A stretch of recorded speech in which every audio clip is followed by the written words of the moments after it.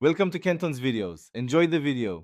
You begin by getting access, either an API key or a local model and a GPU-capable machine. Once done, install the client library and any extensions so the model can run. Now write a concise first prompt and pick basic generation parameters like size, seed, and step count. Execute the generation command immediately to produce a test image. This confirms your environment and gives a baseline to iterate from without wasting time on overconfiguration. Now you focus on the middle work, prompt engineering and control. You should expand the prompt with subject, style, lighting, camera angle, and mood, while adding negative prompts to reduce artifacts. Make measured changes to CFG scale, sampler type, and steps. Run 2 to 4 passes and vary seeds to explore options.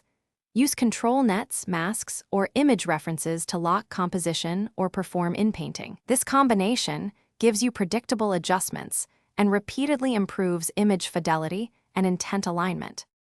Finish by choosing the strongest iteration and applying post-processing like denoise, upscale, and color correction to preserve detail. Make sure to export the image with embedded metadata, prompt, seed, model, and settings, so you can reproduce it later and pick PNG or TIFF for quality. If something goes wrong, try one focused fix. Adjust negative prompts, reduce CFG scale to avoid prompt overfitting, increase steps, or switch samplers and reseed. That troubleshooting step usually resolves common issues. Thanks for watching. Consider subscribing if we helped you.